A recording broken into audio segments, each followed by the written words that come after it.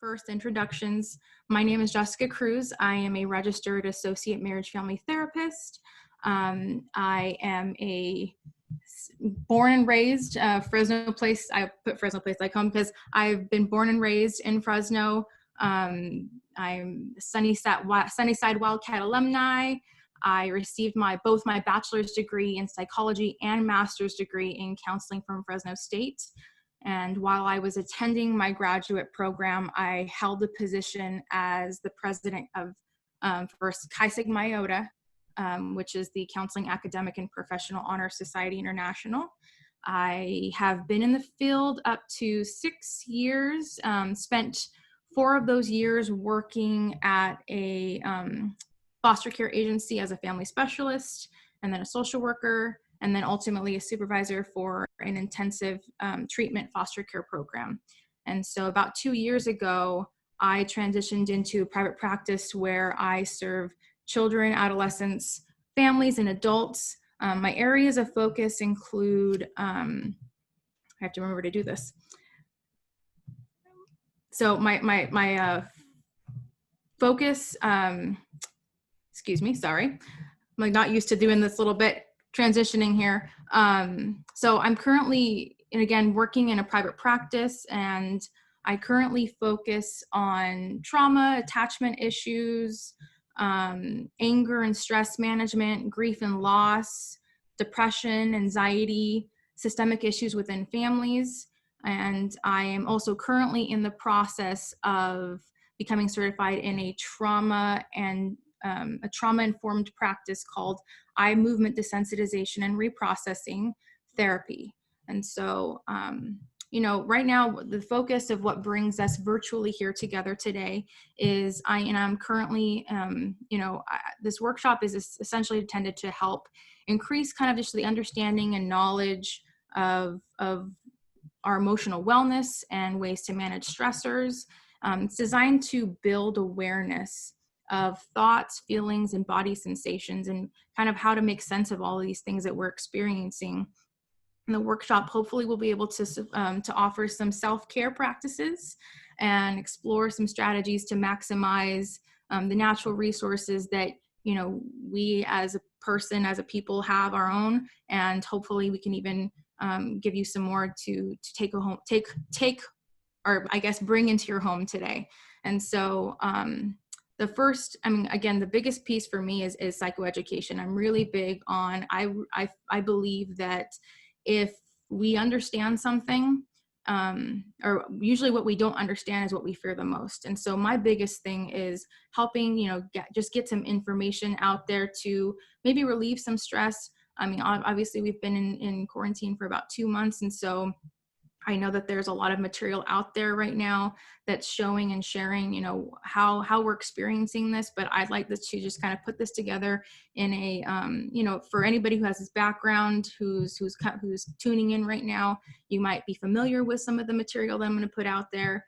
And for anybody that is doing their own work, and this is kind of the biggest thing too, is as much as this is going to be a therapeutic webinar in nature, I just wanted to put out there, it is not considered formal therapy. But hopefully you guys can take some stuff away from this. And so to start off, I'm really big on focusing on the hierarchy of needs. People may have already heard of this, but like in 1943, this psychologist by the name of Abraham Maslow presented a theory of human motivation that is now known as Maslow's hierarchy of needs. It's composed of 5 levels of motivation and needs, and it's theorized that the higher the needs are, the higher needs are dependent on acquiring or satisfying the lower needs. So it is believed that if your lower needs aren't met, then fulfilling your higher needs become more difficult to attain. So if we're going to be starting from the bottom, going on way up, we have, our physiological needs, which, is these needs are the basic needs of food, water, shelter, sleep, for me, coffee, just kidding, but not really. In addition to that, then, moving on our way up, we have safety and security. And so safety and security, those needs are going to be, you know, the ones that where we feel physically and emotionally safe, and away from harm and threats or danger. And so these are considered, again, the basic needs. And so then if we move our way up from there, we have, above that is our need for love and belonging, which includes feeling supported by someone else and the ability to reciprocate love, to support, to love and support to one another. And so then above that, moving upward, is esteem, in which looks and feels like the appreciation, respect for the self. So this is, again, versus, you know, the one below that is if we have our family, you know, and our friends and the people in their community, but then above that is the need of you know, self-compassion, I would say. And so those are considered psychological needs. And then again, the tippy top, this is self-actualization. Now at the top, you know, this is depending on, this could be interpreted differently for, you know, for depending on your background, depending on your practices. But for the sake of this working definition, we'll say again that this would be considered becoming the best version of yourself, or I guess Batman, you know, I'm a big Batman fan. So, I would say for the, again, you know, when in all, as far as generalization goes, I understand that sometimes even before the pandemic, I mean, not some, but before the pandemic, these needs can potentially be compromised. And, but for the sake of, again, for just this particular webinar, that's kind of focused on what we're going through as far as the quarantine and the pandemic, I'm going to focus on how the pandemic has compromised our needs and may have triggered even habits of neurological and physiological responses. So, oh, there's, okay. So the stress response is kind of a big piece to this. So the, you know, the sympathetic nervous system essentially, or sorry, so the a threat stimulus. So that would be, you know, I mean, obviously this guy, he's got a wolf coming at him. It can be doing a webinar, because sometimes that's, you know, a little frightening for some people. Like I'm a little nervous about this. You know, I can't see you guys, but I mean, I'm very appreciative that you guys are here, but it's definitely a little bit of out of my comfort zone. Even though I've been doing telehealth with clients, this is a whole other ball game. But so a threat stimulus, a stress, you know, will then trigger fear in a fear response in our amygdala.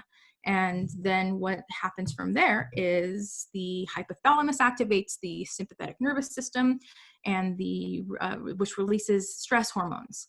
And that's when basically the nervous system, the sympathetic nervous system, triggers the fight or flight response, before we even consciously make any decision on how to act. So again, this is all happening very just, you know, unconsciously, just very automatic.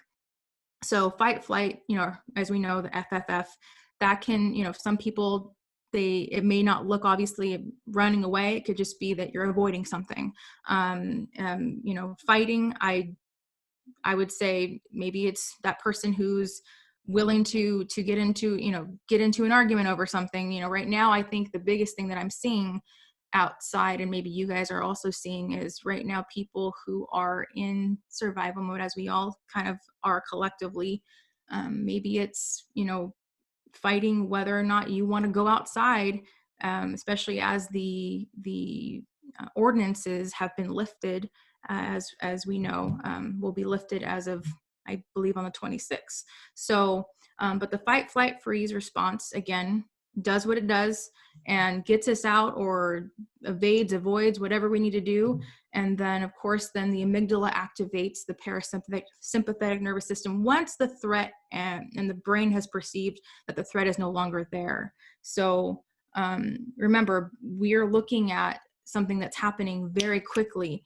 You may notice, though, you know, the experiences that you have, and this is going to be really important as we move forward in this, is noticing, what the effects are of when we go into our own stress response. It might be respiration increase, or rapid pulse and respiration increase oxygen, to make sure that we're going to be getting out of there fast. So we might notice our breath that starts to become irregular, our blood pressure goes up, our skin temperature even starts to increase, maybe in sweat. And so again, these things are happening, and when the threat has been removed, the brain no longer perceives the environment as dangerous. Again, that's when the frontal cortex gets the message, to say, all right, we're good. Let's, then we basically know it's over. And once that happens, we are able to go into homeostasis, back to baseline. So what happens though after that is kind of the important piece as well, is the memory, or the sense memory creates, maybe weakens or even strengthens neural networks within our brain. And this is kind of a big deal too, because what happens, boom, that actually is a lot more dramatic than I thought it was going to be. But it is very dramatic because of the fact that, our memories are patterns of neural networks. And so when an event happens, one neural network basically gets connected to another neural network. And, for example, some people will say, like, oh, when I smell something, it makes me, I feel gross. Or if I hear something, it might even soothe you. But for people who are potentially getting a stress response, it's actually really important for us, because it means that we know how to avoid something like that again. That's why if you smell spoiled milk, you're not going to drink it, because instinctively you already know, oh, that's not going to be good for me. Or just anything, maybe even again going outside, if it's creating some type of anxiety, some type of stress, it might decrease our behavior of going outside. And so, but again, kind of going back into this neural network piece, is that ideally the neural networks of our memories connect across various areas of the brain. So, for example, the right hemisphere of the brain is more likely to hold our negative perceptions and emotions about our experiences and memories.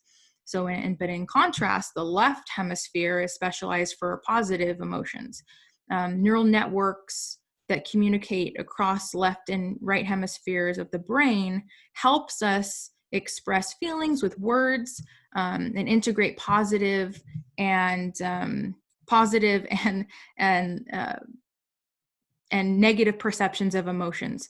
So additionally, integration of neural networks between upper brain centers, so like the neocortex, which we'll get into, and lower brain centers, which is like the limbic system and brainstem, helps with managing impulses, and developing greater sense of control or self-control. So traumatic memories, however, can be thought of as an impaired encoding of neural networks. It would be like right now, obviously I'm talking through Zoom. Okay. And through Zoom, I'm not a coder or anything, but I know that whoever did the coding of this had to make sure it was perfect so that we can, be able to have as many people on here and not crash, and hopefully it doesn't crash, but those types of things, because if not, that doesn't work the right way. And so it's kind of very similar with our brain and our neural networks, is that, the traumatic events can basically, the memories are not integrated with these positive experiences, and they limit our ability to accommodate new information. So sometimes you might even be experiencing some symptoms, where you're realizing, man, I'm not, ever since if you've been under stress prior to this, or obviously now you're in stress, or I might be in stress in this particular situation right now in the pandemic, you could be experiencing feelings of like, man, I'm being really, really forgetful, or I'm noticing that I'm not even really retaining information. And, this is basically, again, this is a very normal response. And that's kind of the biggest piece I want you guys to take away from this, is that everything that you guys are experiencing is completely normal. It doesn't feel good. And obviously that's why we're trying our best to make sure, especially because, you know, I'm really excited about the fact that I'm doing this on, you know, in May. And May is actually the, you know, mental health awareness month. And so this is very important to just give you guys get that information. So if we look at the neural networks, I talked about, you know, the neocortex, the limbic system. I'm going to give you guys a little bit of understanding of what that means as far as in the scheme of our sense of well-being. And so I'm going to switch it to the triune brain. This is, so like in the 1960s, neuroscientist Paul MacLean formulated the triune brain model, which you see right here, which is based on the division of the human brain into 3 distinct regions. So again, you'll see that it's you know, MacLean's model suggests that the human brain is organized into a hierarchy, which itself is based on evolutionary view of brain development. So, you know, we look at here the neocortex, which is known to be the neo-mammalian or rational brain. It suggests that that part of your brain is the part that's going to be in charge of thought, problem solving, language, logic. That's where, again, all of this information right now that I'm trying to hold is fighting to say, all right, you got this. This is the information, go. But then we have the, you know, the paleo-mammalian brain or our emotional brain, or the limbic system. And that's, again, in charge of emotions, relationships, nurturing, feelings. This is the part that's kind of like, oh man, and I'm going to give you guys a little insight on here, is that that's the part that's saying, whew, I'm a little nervous right now. I'm feeling a little, you know, like, I'm feeling a little excited too. And so I'm honoring that. But at the same time, then there's this reptilian brain, which luckily right now is not in charge, because if it was, I'd probably be underneath the table here, drinking my coffee, and maybe cuddling with my dog. But the reptilian brain is basically instinct. It's survival, it's arousal, it's in charge of your heartbeat, your respiration, your sleeping. It's basically anything that you don't have to think about. Like right now, I don't have to think about breathing. I don't have to think about, you know, taking that breath, because it's already doing it for me. That part of my brain is already doing it for me. In fact, if right now, which I have experienced before, when I was doing I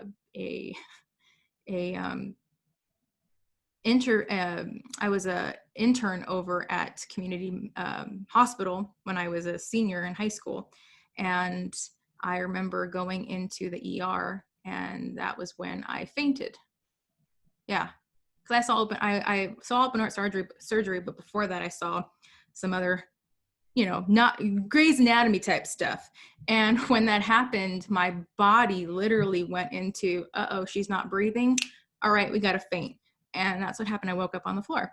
But that's a reptilian brain. And luckily, she's not involved right now, because if that was the case, then this would be a little bit of a different webinar. So again, the triune brain model suggests that the basal ganglia was acquired first. So right here, you know, this little bit, which is thought, again, to be in charge of our primal instincts, and then followed by the limbic system, which is in charge of our emotions, and then the neocortex, which is then in charge of, you know, responsible for rationalization and objective thought. And I often will say, especially with the kids that I work with, that when we go into, you know, survival instinct, what will happen is, if you were imagining this to be our Wi-Fi, you know, or our connection or internet, it'd be like your internet's out and you have no ability except for just basic functioning, which is, you know, not ideal in a lot of different situations, unless, again, you're trying to avoid and evade a threat. So with that, I want to get into, again, this is, again, this is not the conversation. Obviously, I want to be very mindful about this. If you guys are ever, in this conversation feeling like, ooh, she's bringing up some stuff that I am trying to avoid, do what you need to do. Get on your phone. Hopefully you got some music going on. But I just want to be mindful about that, because I'm going to be going into some conversation about some things that might actually bring up some stuff for you that you might have been trying to like keep down. Especially, it's the weekend. We're trying to just get through. And so, but I definitely, again, want to put this out here is, when situations are happening over and over and over and over again, trauma can occur. And so, the definition that I'm really big on is, the one that I have is the response to a deeply distressing, disturbing, and I added this part, or less than nurturing event that overwhelms an individual's ability to cope, causes feelings of hopelessness, diminishes their sense of self, and their ability to feel the range of emotions and experiences. Ugh, that is heavy. But I feel like, again, this is an important thing, because I want you guys to know that this is, again, completely understandable, that you are experiencing some things. You may have already had, some traumatizations that have occurred, and ultimately trauma can have lasting adverse effects on the individual's functioning and physical, social, emotional well-being. And so that's why it's very important that we do talk about these things, because, I want you guys to know that you're not alone in this. And, we have 3 types of traumas. Now, of course, there's, the one that's it's acute, not very cute, but it's still, it's acute, which means it's a single incident. So that means it can happen, if it's just a one-time situation, like maybe a car accident, or maybe like the other day I had literally 2 dogs fighting, which are, got in the middle of it, and one of them bit me. But in that process, it kind of was a little bit of a stressful, kind of a traumatic event. But hopefully, again, it does not happen. So right now it's an acute incident, or acute trauma. Chronic trauma, which is an ongoing repeated incident, or incidents. So that could be, this is the part where, again, it gets hard. It's the stuff that's happening, it's reoccurring all of the time, frequently. And so, this is where potentially, right now you might be experiencing some chronic trauma, just for the fact that we've been in this for 2 months. It's been a very long time. And it might even bring up some stuff that you guys already have, that's existing within your body, within your experiences. And so, complex trauma is a prolonged exposure to repetitive or severe events. This would be abuse. This could be war. This could be just a range of things that, and usually this is another part that doesn't usually get said a lot too, is the complex trauma is typically something that happens when, maybe someone who was supposed to be a caregiver, or someone who's supposed to, you trusted, essentially harmed or threatened your sense of self. And so, historical intergenerational trauma is a specific cultural group that has a history of being systemically oppressed. Now, again, that can go, we can go in, that's a whole other webinar, but that's essentially, it can be, women have gone through, everybody I think every group, subcultural group has gone through some form of historical intergenerational trauma. So the big one right now that I wanted to talk about is the collective trauma. Now, this one is when a shared experience of helplessness, disorientation, and loss among a group of people. This is one that I would say right now is definitely something that everybody is experiencing to a certain extent.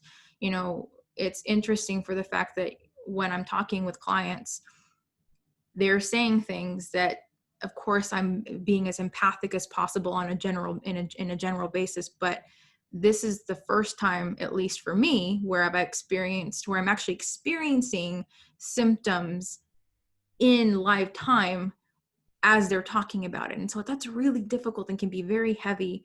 And so and of course, I definitely want to give it out, a shout out again to people who have been, closely, in the mix of having to either care for individuals who are, struggling with stress. So the mental health professionals, and even just anybody, again, just who have been keeping themselves just, involved as much as they possibly can to help each other. That's amazing. That's the beautiful beauty of human nature. But it also is, again, going back to this piece of, how COVID-19 outbreak has essentially caused not just physiological, going back to those basic needs, it's also impacting our psychological and emotional well-being. And so I just think, like, how do we get to a point where we can, look, when I look at the symptoms of the trauma, I mean, again, these are all of these things that you may or may not have experienced within, prior even to the pandemic, but even right now that you might be experiencing at this, even at this moment. And so I want to, just, honor where you're at. It could be, it could look like insomnia. It could be that you have chronic pain. A lot of people sometimes will confuse that, that, oh, well, I'm sore because of whatever it is, that may be a physical ailment that of course is very legitimate. But at the same time, when we experience things psychologically, emotionally, it impacts inevitably our physical well-being, and vice versa. And so, again, very briefly, just kind of, if you want to look at these symptoms, of course, you're probably like, oh, get them away. But at the same time, and this is kind of the biggest piece to this, is that I want us to figure out, how can we look at these, and not push them away, not, ignore them, but how do we get to a place where we can be mindful about, hey, like, what we're going through right now is important to, one, notice, and then on top of that, get some support. If possible, use some resources, use some strengths that you already have built inside of you.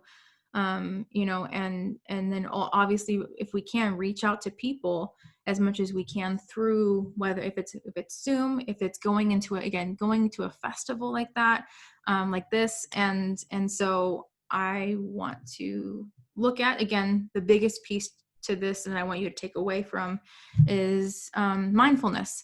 Mindfulness is the practice of being, I gotta move this little guy here, of being fully present and alive. Oh, and there she goes. So mindfulness is the energy that helps us know what is going on in the present moment. And I wanted to make sure I put this down here, is there's a lot of pressure, I think, from society that places on how we have to be constantly busy, productive, and on the move. And I've seen it on social media. I've seen it, even heard it in conversations where people are like, what are you doing with your time? You have all this time to be at home, and you need to be disciplined, because we have all the time in the world right now. And I think that's not fair. I don't think that's fair to, one, if you are in a place where your basic needs are being compromised, remember, you're not in a place where, again, the Wi-Fi is out. You're not in a place of learning. You're not in a place of connecting. And so I hope that we can be mindful about just how difficult it is to be still and be present, and with the pressures that we put on ourselves and the pressures that we put on others. And so, the way that I look at this is I'm always big on, like, what are the benefits of being mindful, other than, and again, I'm knowing that if you yourself right now, because being mindful means connecting your mind, your body, all together. And sometimes that can be really scary, because being in your body right now might not be the place where you want to go. Maybe because of some situations that have happened prior to this, maybe from what's happening right now. But practicing mindfulness has the potential to increase awareness of thoughts, emotions, and unhealthy patterns of mind that make us more susceptible to stress. I'm really big on, like, instead of ignoring it, I'm really big on trying to, one, maybe I need to put it somewhere else right now, because right now, again, which my stress is actually going down, which is cool, but that's because I've been literally pushing it like, I don't got time for you, no way, because right now I have something I wanted that's important to me, obviously, but I'm aware of these thoughts because I've had them before and I've dealt with them, and I'm still working with them. It's a process. It's our healing is not something that, it's not a destination, it's a journey. You don't just get there and then you're done. It's all right, how do I stop, take a breath and just observe, where am I at? How am I feeling? Hopefully, again, decrease that rumination that we have sometimes right now, especially as I'm watching, the conversations about what it's going to look like going out of quarantine. There's a lot of rumination happening of like, well, what happens if, if I get sick, and again, that's completely legitimate, but that's when you have to tune into yourself and go, okay, what do I need? What do I really need? Do I need to go out right now because I'm feeling pressured by maybe some friends who are like, hey, we're out of quarantine, let's go meet up. But really listening to yourself and figuring out, again, with as little judgment as possible, what do I need and how can I be mindful in getting what I need in a healthy way. And so, that's what I'm really big on, is increasing in acceptance without judgment. How do we do that? And how are we going to increase the mindful self-compassion? People are really hard. I think I've seen a lot of people get really hard on themselves about, the productivity, the things that they should be doing, and or the things that they should not be feeling. I shouldn't be feeling this because people have it worse than I do. And so I want us to, if we can, if you let me, with this little bit of time that we have left, get mindful about, hey, where are we at right now? And how can we just honor where we're at? And so I would say, my biggest thing on mindfulness concepts is, one, intention, is setting the intention of one, practicing it. That's like big.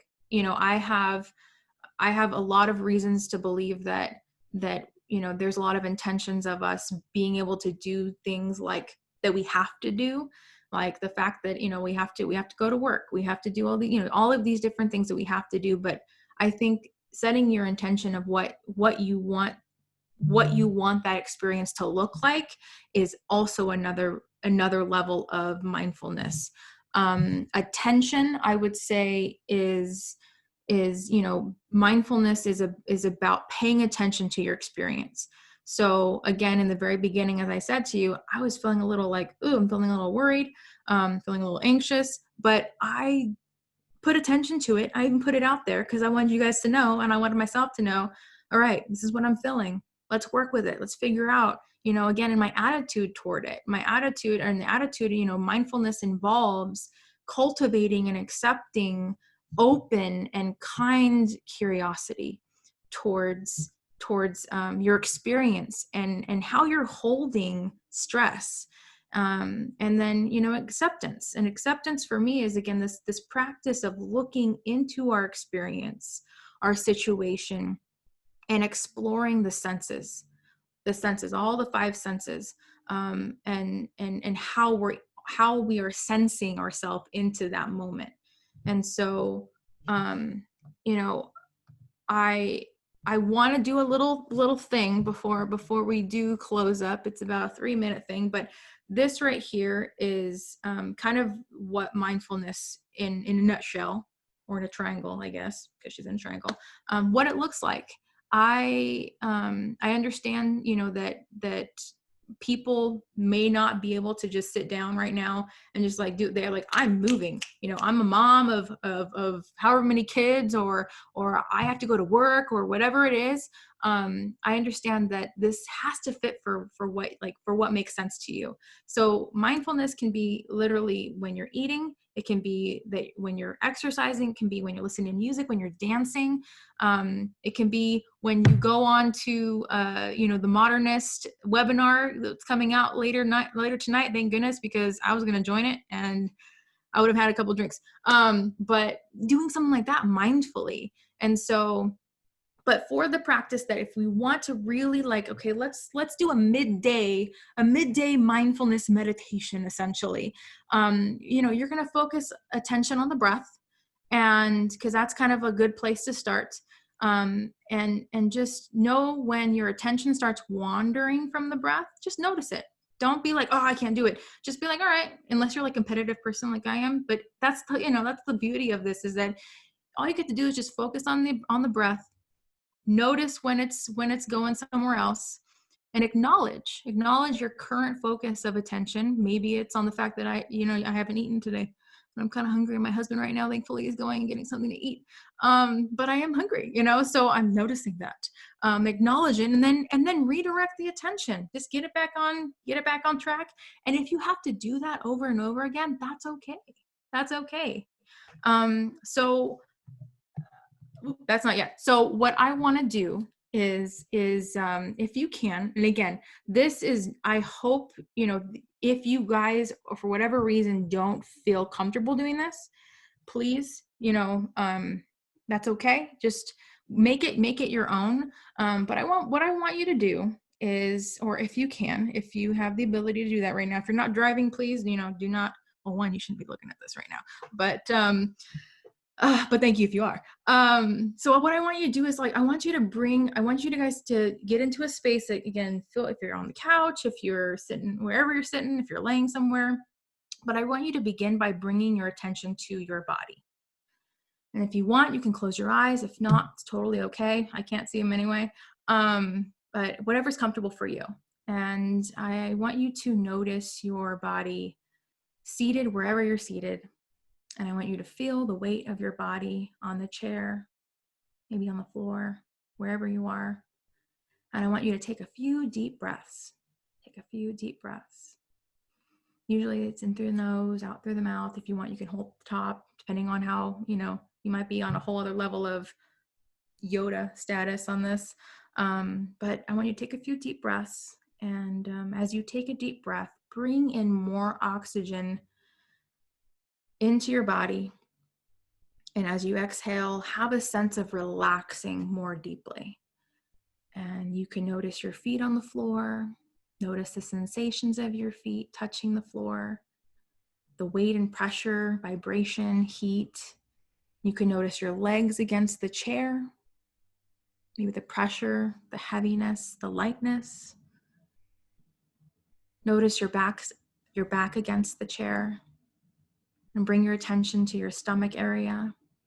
And if your stomach is tense or tight, let it soften, and take a breath. And notice your hands. Are your hands tense or tight? See if you can allow them to soften. Notice your arms.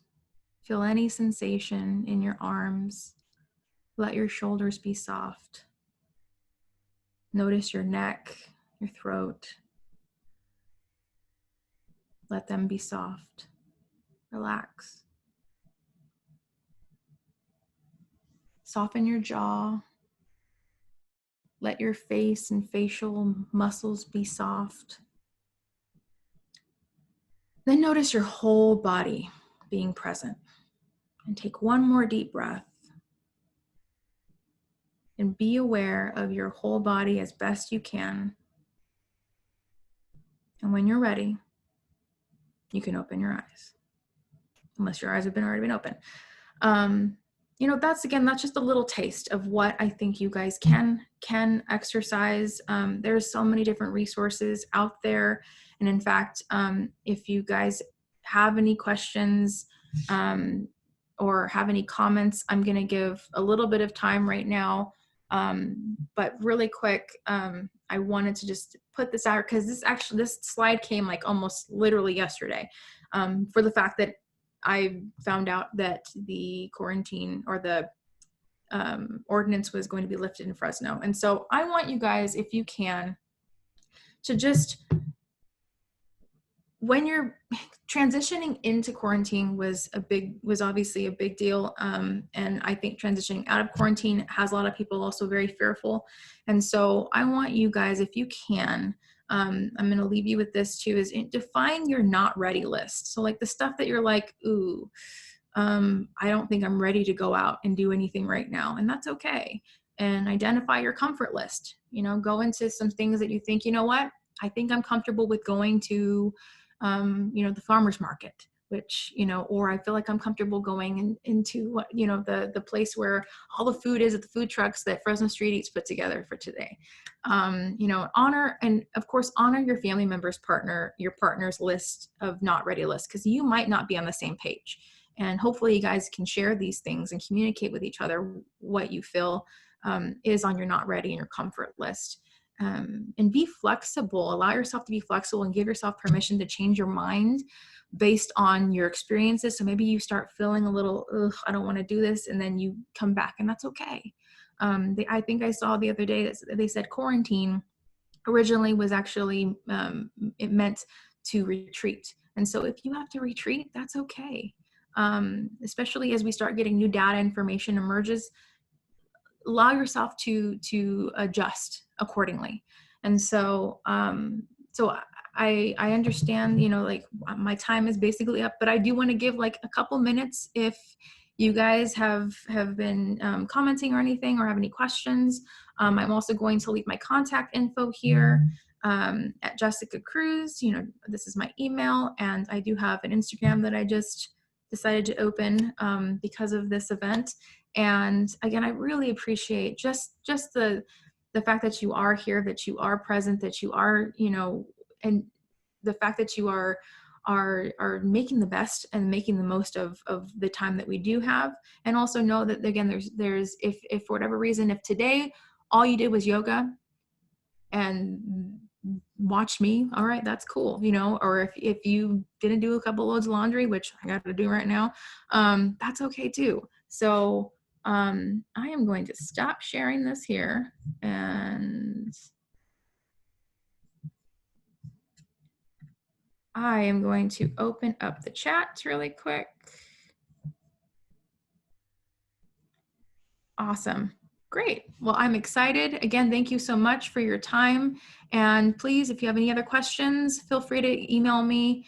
And I am just, again, very grateful for Bitwise and the team and Fresno Street Eats, and just grateful for your courage that you guys are you're doing your thing. So thank you again. And I look forward to hearing from you.